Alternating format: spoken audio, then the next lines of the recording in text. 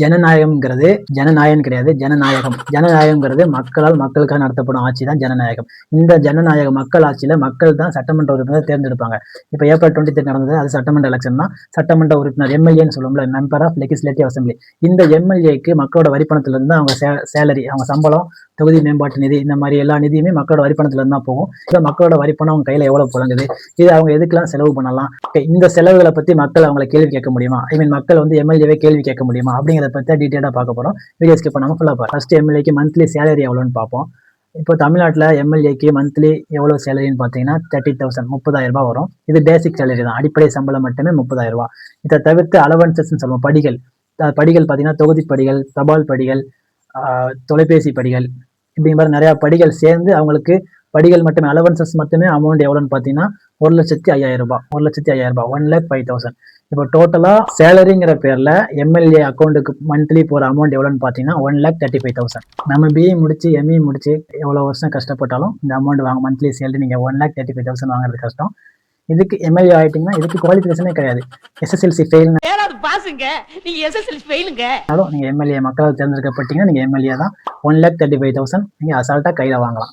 நான் வந்து அதை செய்வேன் இதை செய்வேன் ஆனா வந்துட்டு எதுவும் செய்ய மாட்டேன் அப்படிங்கிற மாதிரி மக்களை ஏமாத்த தெரிஞ்சிருந்தா நீங்க எம்எல்ஏ ஆகிறதுக்கு குவாலிஃபைர். மந்த்லி சேலரி 1,35,000 போகும். அது மட்டும் கிடையாது, நிறைய பெனிஃபிட்ஸ் இருக்கு. ட்ரெயின், பஸ்ஸு இது எல்லாமே ஃப்ரீ.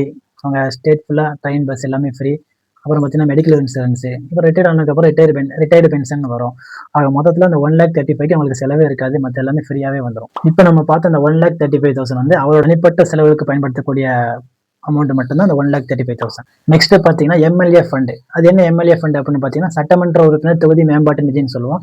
இந்த நிதி வந்து ஒரு எம்எல்ஏ அவரோட தொகுதியில உள்ள அடிப்படை தேவைகளை சரி செய்யறதுக்காக பயன்படுத்துவார். அடிப்படை தேவைகள் என்னன்னு பார்த்தீங்கன்னா பள்ளிக்கூடங்கள், சாலைகள், குடிநீர் வசதிகள், இந்த மாதிரி அடிப்படை தேவைகளை சரி செய்யறதுக்காக அவர் இந்த பணத்தை பயன்படுத்துவார். இதுவும் நம்ம மக்களோட வரிப்பணத்துல இருந்து தான் அவருக்கு போகும். இந்த அமௌண்ட் வந்து டைரக்டா எம்எல்ஏ அக்கௌண்ட்டுக்கு வருமானா வராது.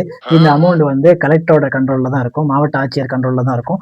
அவங்களுக்கு வந்து இவங்க கலெக்டருக்கு வந்து எம்எல்ஏ வந்து இந்த வேலை இருக்குன்னு சஜஸ்ட் பண்ணுவாங்க, இந்த வேலை இருக்கு இவ்வளவு செலவு இருக்குன்னு சஜஸ்ட் பண்ணுவாங்க.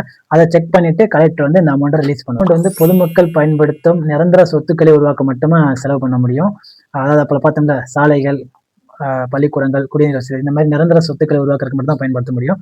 ஆனா இப்ப எம்எல்ஏக்கெல்லாம் அவங்களுக்கு நிரந்தர சொத்து தான் உருவாக்க பாக்குறாங்க. நம்ம தமிழ்நாட்டுல ஒரு எம்எல்ஏக்கு எவ்வளவு ஒதுக்கப்படுது பார்த்தீங்கன்னா, ஒரு வருஷத்துக்கு 3 கோடி ரூபாய் ஒதுக்கப்படுது. ஒரு வருஷத்துக்கு 3 கோடி ரூபாய்னா 5 வருஷத்துக்கு 15 கோடி ரூபாய் ஆச்சு. ஒரு 5 வருஷத்துக்கு 15 கோடி ரூபாய் எம்எல்ஏக்கு கவர்மெண்ட் நம்ம மக்கள் வரிப்பணத்துல இருந்து ஒதுக்குறாங்க. இந்த 15 கோடி ரூபாய் எம்எல்ஏ மக்களுக்காக எவ்வளவு ஒதுக்குறாங்கிறதா இங்க முக்கியம். எம்பிட்டு இருந்து ஒரு வருஷத்துக்கு ஒரு 5 கோடி ரூபாய் வரும். இந்த பணத்தை வந்து 2 பேரும் சேர்ந்து தான் பயன்படுத்துற மாதிரி இருக்கும். உதாரணத்துக்கு பார்த்தீங்கன்னா பெரிய பெரிய ப்ராஜெக்ட் இருக்குல்ல, பிரிட்ஜ் கட்டுறது, ஹாஸ்பிட்டல் கட்டுறது, இந்த மாதிரி பெரிய பெரிய ப்ராஜெக்ட்டுக்கு எம்பியும் எம்எல்ஏயும் சேர்ந்து இந்த அமௌண்ட்டை பயன்படுத்துற மாதிரி வரும். இதுவும் மாவட்ட ஆட்சியர் கண்ட்ரோல்ல இருந்து தான் வருமே தவிர இவங்க டைரக்டா பயன்படுத்த முடியாது. எம்எல்ஏக்கு வர இந்த பணத்தை பத்தி, இந்த தொகுதி மேம்பாட்டு நிதியை பத்தி மக்கள் கேள்வி கேட்க முடியுமா அப்படின்னா நிச்சயமா கேள்வி கேட்க முடியும். அதுக்கு முழு உரிமையும் உண்டு.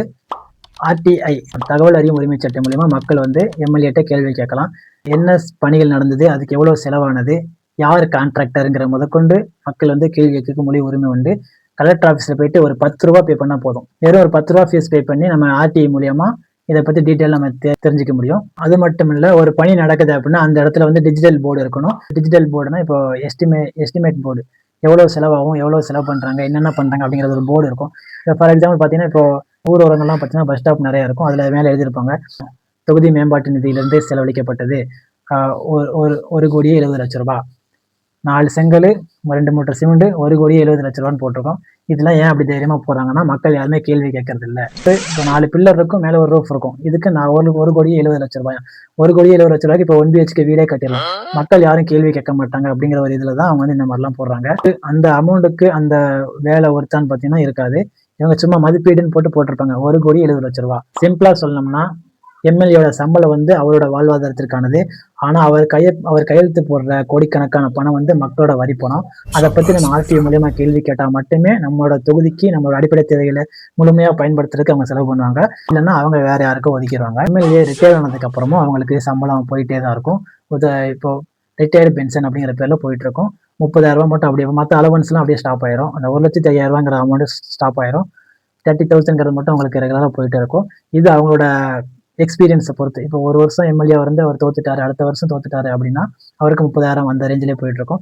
இப்போ 2-3 வருஷம் எம்எல்ஏவை ஜெயிச்சு அவர் இருந்து அப்புறம் அவர் தோத்துருக்காரு அப்படின்னா அந்த வருஷத்துக்கு ஏற்ற மாதிரி அலவன்ஸ் ஆட் ஆகி கொஞ்சம் எக்ஸ்ட்ரா அமௌண்ட்டு போயிட்டே தான் இருக்கும். ஹையஸ்ட் ரேஞ்ச் என்னன்னு பார்த்தீங்கன்னா 50,000க்குள்ளே போகும் உங்களுக்கு ரிட்டையர்டு பென்ஷன் சொல்லிட்டு போகும். குவாலிஃபிகேஷன் தேவையில்லை, எதுவும் தேவையில்லை. மக்களை பிரெயின் வாஷ் பண்ணி நான் வந்து அது பண்ணுவேன் இது பண்ணுவேன் அப்படிங்கிற மாதிரி பேச்சுத்திறன் மட்டும் இருந்தால் போதும், நம்மளும் எம்எல்ஏ ஆகலாம். சும்மா இருந்துகிட்டே 30,000 சம்பாதிக்கலாம். சுருக்கமாக சொன்னால் பதவிக்காலம் முடிஞ்சாலும் அவங்க தோத்துட்டாலும் சம்பளம் மட்டும் போகாது, பட் ஒரு கௌரவமான ஒரு தொகை ரிட்டையர்டு பென்ஷன் சொல்லிட்டு அவங்களுக்கு போய் ரெகுலராக போயிட்டே தான் இருக்கும். இப்போதான் புரியுது எதுக்கு இந்த சீட்டுக்கு இவ்வளோ அடிச்சுக்கிறாங்கன்னு. பேசாமல் நம்மளும் எம்எல்ஏ ஆயிருக்கலாம் போல, கஷ்டப்பட்டு பிஇ படித்து